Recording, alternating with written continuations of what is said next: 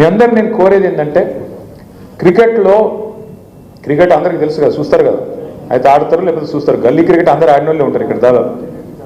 Kagaz Nagar famous కూడా క్రికెట్కు. అయితే క్రికెట్లో ఏం చెప్తారంటే, నువ్వు ఎప్పుడైనా సరే క్రికెట్లో నెక్స్ట్ బాల్ ఆడాలి, అవుట్ కావద్దు. నెక్స్ట్ బాల్ ఆడాలి మొదలు. అందులో 6 కొడతావా, 4 కొడతావా, డిఫెన్స్ ఆడతావా, ఒక్క రన్ తీస్తావా, అది నెక్స్ట్. నేను నెక్స్ట్ ఓవర్ ఇట్లా ఆడతా, ఆ పైన ఓవర్ అట్లా ఆడతా అంటే కుదరదు. ఫస్ట్ అవుట్ కాకుండా నెక్స్ట్ బాల్ ఆడాలి, అవుట్ కాకుండా మిగిలాలి, కొడితే 6 కొట్టాలి, లేకపోతే చౌకా కొట్టాలి, రేపు మళ్ళా గట్టిగా చూపెట్టాలి. ఎందుకు చెప్తున్నా అంటే, మీరేమో 4 ఏళ్ల తర్వాత వచ్చే ఎలక్షన్ గురించి మాట్లాడతాను. మరి కాంగ్రెస్ వాళ్ళేమో ఇప్పుడు వెంటనే లోకల్ బాడీ ఎలక్షన్లు, జెడ్పీటీసీ, ఎంపీటీసీ, సర్పంచ్ ఎలక్షన్లు ఇప్పుడు పెడతాను. మీరు ఫస్ట్ నాకు ఇవ్వాల్సిన మాట ఏంటంటే, అన్ని పంచాయతీలు పక్కకు పెట్టి, ఇక్కడ నేనా నువ్వా కాదు, నేను మొదటి నుంచి ఉన్నా, నేను మధ్యలో వచ్చినా, నేను తర్వాత వచ్చినా కాదు. రేపటి రోజున సిర్పూర్లో, బెజ్జూర్లో ఎవరు గెలుస్తారు, కౌతాలలో ఎవరు గెలిచే అవకాశాలు ఎక్కువ ఉంటాయి, దయగామ పరిస్థితి ఏంది, సిర్పూర్ రూరల్ పరిస్థితి, ఇట్లా మొత్తం మండలాల వారీగా ప్రవీణ్ గారి నాయకత్వంలో కూర్చోండి. మీరే మంచిగా బ్రహ్మాండంగా సమిష్టిగా నిర్ణయం తీసుకొని అభ్యర్థులను ఎంపిక చేయండి. పార్టీ మద్దతు కూడా మీకు తప్పకుండా ఉంటుంది.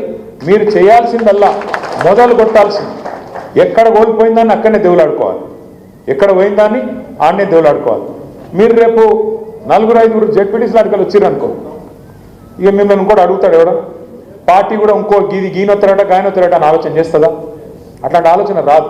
ఎప్పుడు మీరు ఇక్కడికి వచ్చిన వాళ్ళు, ఇప్పుడు మీరు 400 కిలోమీటర్లు, దగ్గర 200 మంది ఇంత కమిట్మెంట్తో అర్ధరాత్రి బయలుదేరి ఇక్కడికి వచ్చింది.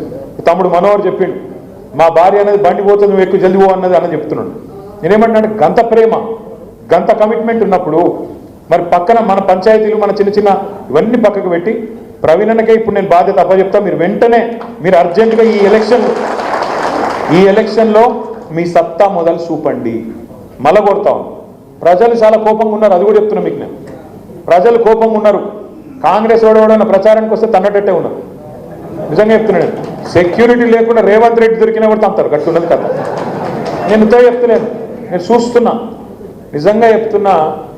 ఆ వీడియోలలో తిట్లు ఏందా నాకు అర్థం కాదు. గిన్ని తిట్లు ఉంటాయని కూడా తెలియదు నాకు. ఇంకోడు అయితే ఆయన బకెట్లో నీళ్ళు పోసుకొని అలా దుంకి చచ్చిపోతుండు. రేవంత్ రెడ్డి కాబట్టి బతుకుతుండు, కానీ ఇంకోటి కూడా అయితే ఎప్పుడో చచ్చిపోతున్నాడు తిట్లకు. అరే ఏం తిట్లు అవి, ఏంది అది, తెలుగు భాషలో గిన్ని తిట్లుంటాయని కూడా ఎక్కలేదు నాకు. గన్ని రకాలుగా తిడతాను. అది ఎవరు తిట్టేది మళ్ళా? 80 ఏళ్ళోళ్ళు, 90 ఏళ్ళోళ్ళు. నిన్న ఒక మహిళ, నేను ఒకటే అడుగుతున్నా, ఏం అవసరం ఉన్నది ఇంత దుర్మార్గంగా పాలన చేసేందుకు? నిన్న ఒక ఊళ్ళో కొడంగల్లో భూములు అంటే ఒక్క ఊళ్ళో 110 ఎకరాలు కావాలంట రేవంత్ రెడ్డికి. ఆ 110 ఎకరాల కోసం 400 మంది పోలీసులు పంపుతావు.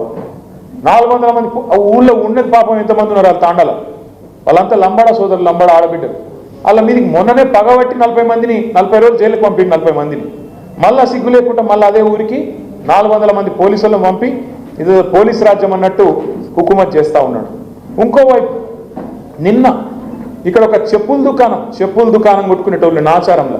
ఇంకొక ఆమె ఒక చిన్న పాల దుకాణం, పాల డబ్బా, దుకాణం కూడా కాదు డబ్బా, డబ్బా మీద పడ్డాడు. అంటే ఇక పేదోళ్ళు బతకద్దా తెలంగాణలో?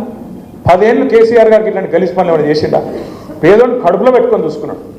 రైతుకు టైంకు పైసలు ఇచ్చిండు. కరోనా వచ్చినా ఏమొచ్చినా రైతును కడుపులో పెట్టుకొని చూసుకున్నాడు. పేదవాడి సంక్షేమం చూసిండు. కళ్యాణ లక్ష్మి ఆగకుండా చూసిండు. మీకు నెల వచ్చే పెన్షన్ పైసలు ఆగకుండా చూసిండు. ఇంత బాగా చూసుకుంటే ఈయనేం చేసిండు రేవంత్ రెడ్డి? అంతకంటే ఎక్కువ ఇస్తా అని చెప్పిండు. కేసీఆర్ 2000 ఇస్తుండు, నేను 4000 ఇస్తాను. కేసీఆర్ రైతు బంధు 10,000 ఇస్తుండు, నేను 15,000 ఇస్తాను. కేసీఆర్ కళ్యాణ లక్ష్మి 1,00,000 ఇస్తుండు, మీదికెళ్ళి తులం బంగారం ఇస్తా అని చెప్పిండు. కేసీఆర్ బిడ్డ ఉడేటప్పుడు ఇస్తాడు కళ్యాణ లక్ష్మి, నేను నువ్వు లగ్న పత్రిక పెట్టుకోగానే ఇస్తా అన్నాడు. దీన్ని మాటలు చెప్పి ఫ్రీ బస్ అని, అల్లమని, బెల్లమని, రుణమాఫీ అని 420 హామీలు ఇచ్చి ఆఖరికి ఇవాళ అత్యవసర మార్కులతో వచ్చిండు, ముఖ్యమంత్రి అయింది. కానీ ఇవాళ ఏమైందో తెలంగాణ ప్రజలకు సంవత్సరం లోపల అందరికీ అర్థమైంది. కాగజ్ నగర్ కావచ్చు, అలంపూర్ కావచ్చు, ఆదిలాబాద్ కావచ్చు, నారాయణఖేడ్ కావచ్చు, కోదాడ కావచ్చు, భద్రాచలం కావచ్చు, నలుమూలల తెలంగాణలో అందరికి ఒక విషయం అర్థమైంది. రేవంత్ రెడ్డి కాంగ్రెస్ ప్రభుత్వం వీళ్ళు మాటల మనుషులే తప్ప చేతల మనుషులు కాదు. అందుకే మీకు ఇవాళ కాగజ్ నగర్లో 3 ఉండొచ్చు కాంగ్రెస్ నాయకులు, 4 ఉండొచ్చు, ఎంతమంది సిపాయిలని ఉండొచ్చు, కానీ ఒక్కడి కూడా 4 ఓట్లు తీసుకునే పరిస్థితి లేదు. అది మాత్రం పక్క. ఎందుకంటే మంట మీద ఉన్నారు ప్రజలు. ఏడ దొరుకుతారా కాంగ్రెస్ వాళ్ళని.